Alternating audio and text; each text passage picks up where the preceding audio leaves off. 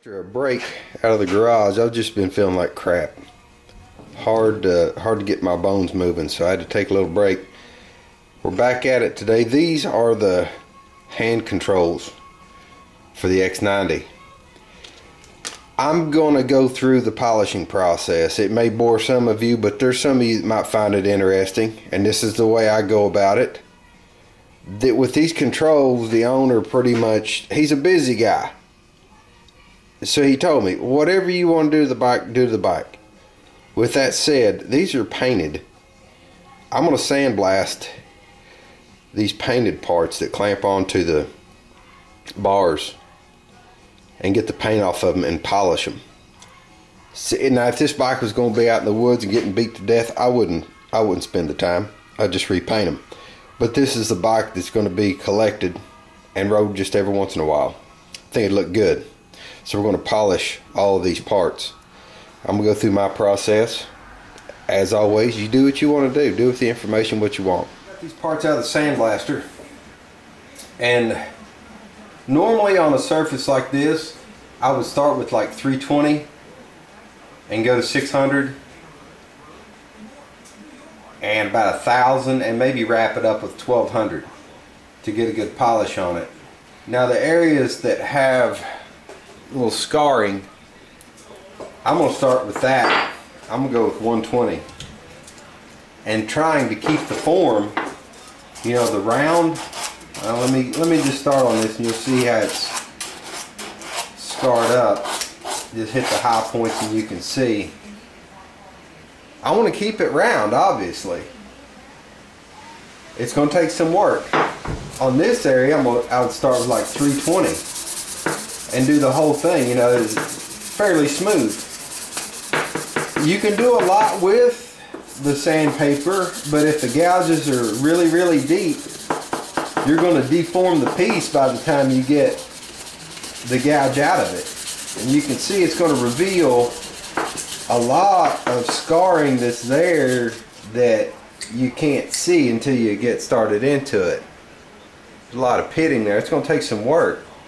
But at any rate, just say it was a fairly smooth piece. I would start with 320 and then work my way to a finer grit. And we'll ultimately be polishing it with,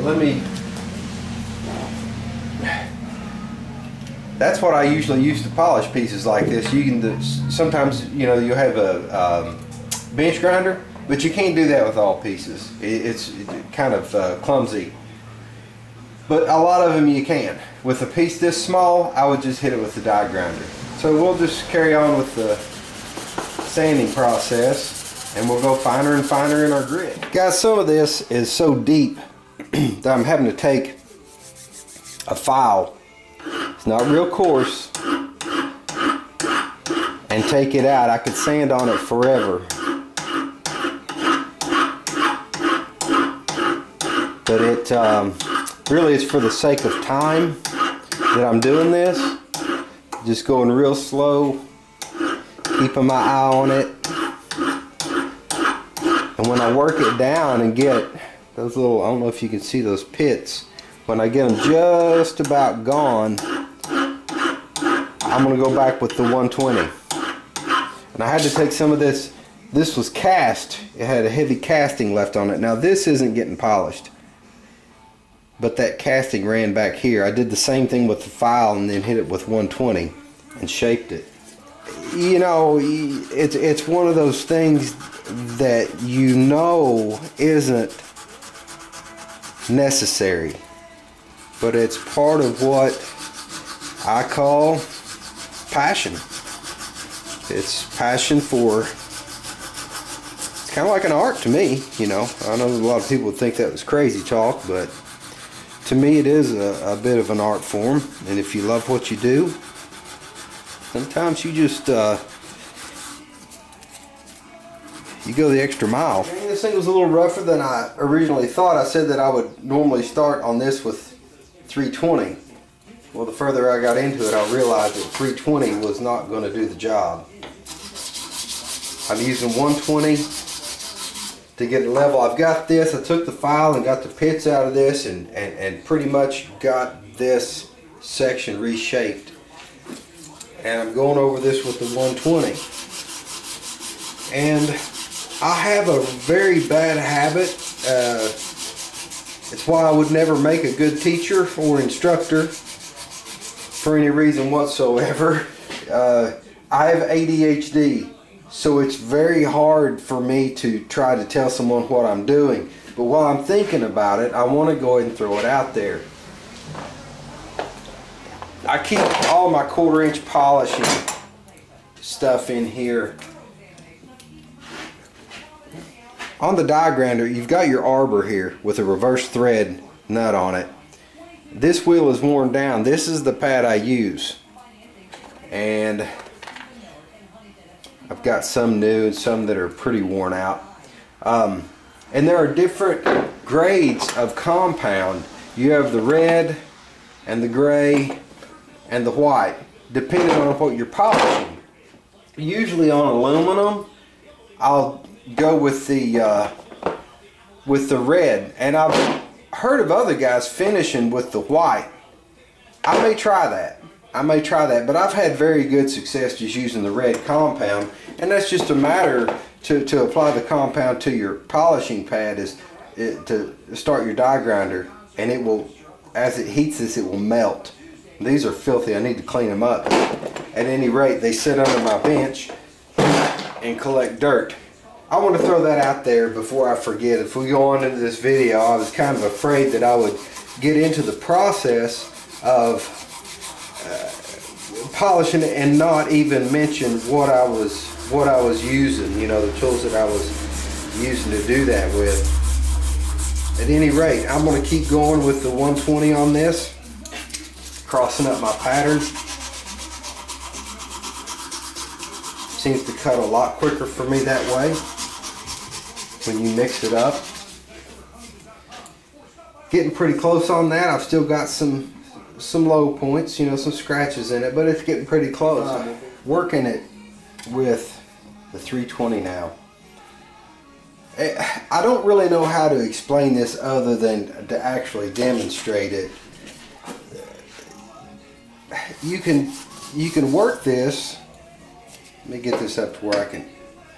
You can work this in one direction, and it'll look really good. It'll look like you've got it exactly where you want it, and then you can back up from a different angle and see where it needs a little more work. The reason I say that is because if you assume looking at it from one direction you've sanded it, it'll come back and bite you later. After you do the final polish, you'll see a little scar in it. Whatever you want to do with that information, I took a piece of 3/8 fuel line, and I'm trying to work up under this, the end of this lever with the 320. There's not a whole lot of change in direction you can do with this other than work it this way and this way. After we get done with the 320, we'll check it out again. Guys, we're done with the 320. I'm going to move to some 600 grit, wet or dry, and do the same thing. It's kind of, really, it has to be something that you're passionate about, because it's way too monotonous to enjoy otherwise. But you can see it's getting closer and closer to being polishable. This 600, I'm going to skip all the steps until we get to like 1200, because you get the gist, you get the point. It's finer and finer sandpaper. We're done with the sanding. We'll load some compound on this polishing wheel and get to work.